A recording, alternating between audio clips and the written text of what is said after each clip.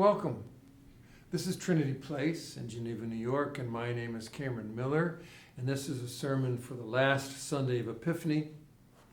It includes two readings, one from Exodus and Matthew, which you can read if you're watching this as part of our worship video.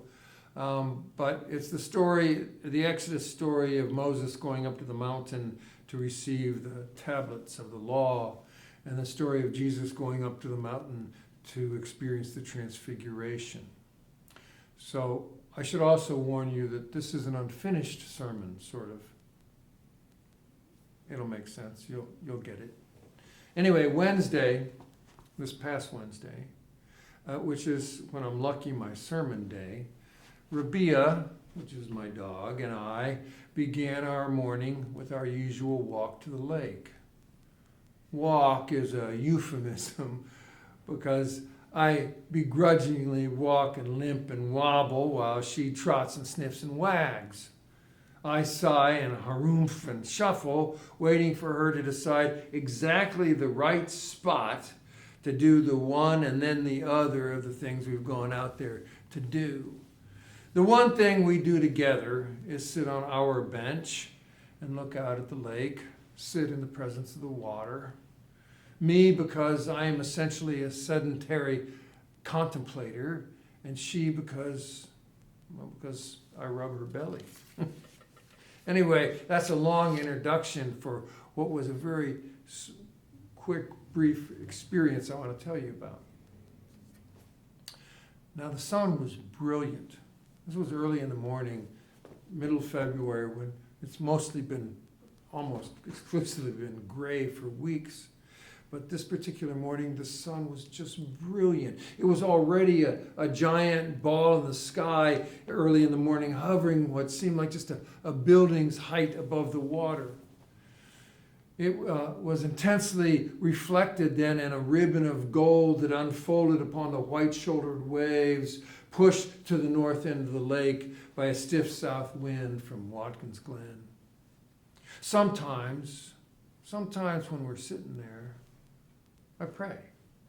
Sometimes I talk Tevye-like to the creator of all that is, and I let God know what I think should be done as if divinity was a power at my command. Other times, most of the time, I sit and invite the wind and the waves and the sun and the clouds and even the rain and the snow to speak to me in whatever words I need to hear. But last Wednesday, as I raised my head toward the rising sun, I couldn't look up.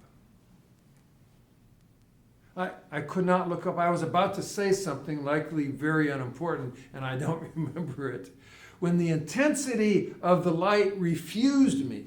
Mind you, I was wearing sunglasses, and still I could not raise my head from its Rabia level height to speak toward the sun. I had already decided intuitively, which is the way I make most decisions, to use the sun as a kind of surrogate for God. I was going to look toward the sun and offer my prayers. But the sun had another idea. Down, you fool, the sun might as well have grumbled. I could not look up. The sun was too much, too brilliant, too radiant, too intense for me to look at it, even with sunglasses on.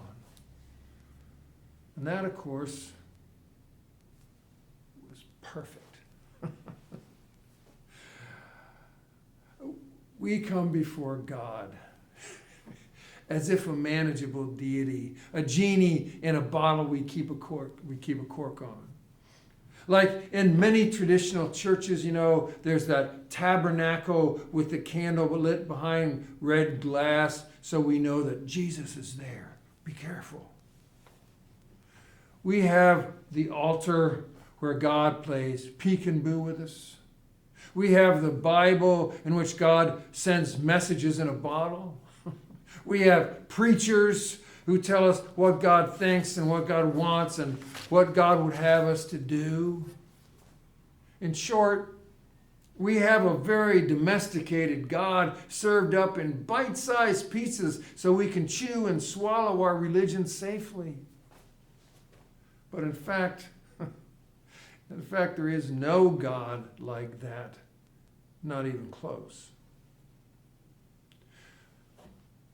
There is the creator of all that is, the creator of all that is, so eternal, so timeless, so cosmic that God eats black holes one at a time for a snack. Let's just get a little perspective here. In the Milky Way, where our smallish little galaxy of sun and planets forms a little tail end, there are 50 other galaxies. In the Milky Way, the small galaxy, the Milky Way, there are 50 other galaxies. In the largest galaxy in the Milky Way, the largest galaxy in the Milky Way is 14,000 light years in diameter. 14,000 light years in diameter. Just that one big galaxy, the biggest one in the Milky Way, just that one big galaxy has 10 billion stars in it. 10 billion stars! But back up a little bit further to embrace the universe, our universe, which is only one of many universes. Our universe has between 100 and 200 billion galaxies in it. Our universe has between 100 and 200 billion galaxies in it. Just our little universe, which we laughingly used to think was the only universe, has as many as 200 billion galaxies. God, our little God, is the creator of all those billions and billions of galaxies, each with 10 billion suns or more. God, our little God, is that God. That one. And we somehow have gotten the idea that we can reduce that God to a manageable size so that we can know it and understand it and follow its every command and digest it like some cookie that delights us. Ha!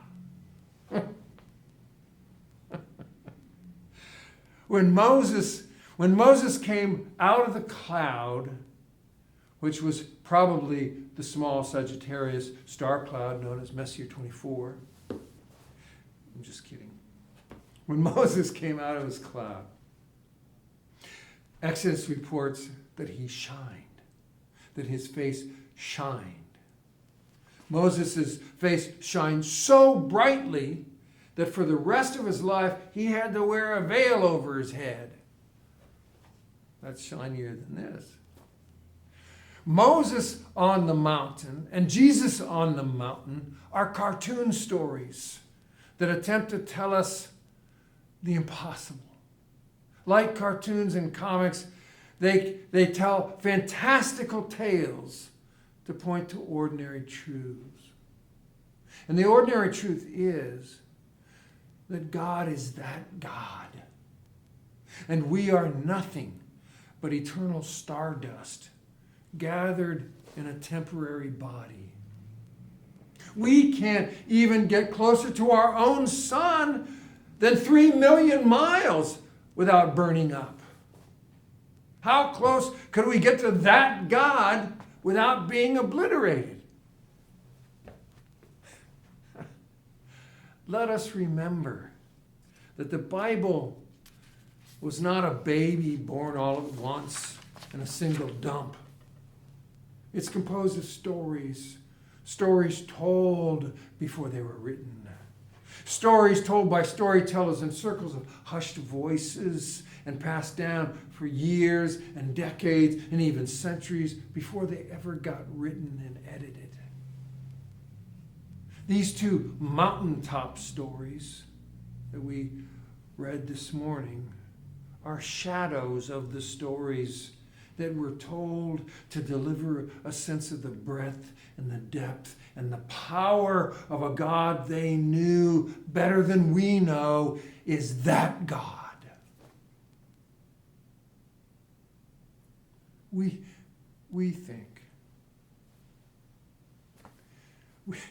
think that because we know about cells and atoms and subatomic particles, and that we can split them in order to harness bombs, that we're big and important. We think that because we know how to capture the power of the sun and the wind and fire, then we're big and full of wisdom. We think that because we can fly and dive and sail, because we can vaccinate and paint and build, that we're big and powerful. Well, we are so mistaken. We are small. We are infinitesimal. We are vulnerable and fragile in the presence of the universe, let alone the God of all the universes. These ancient stories seek to remind us that the humility we lost in the midst of modernity is a lens that we can find and put back on so that we can see clearly. There are, of course, a number of other intended punchlines in these stories, ones that get stretched out into laws and doctrines and dogma. But for me, the early morning sun reminded me that the Transfiguration is about that God. And we need to stop sometimes and to step back and to reach for the humility lens. Well, the rest of the sermon is for you to finish. I hope you do. Peace be with you.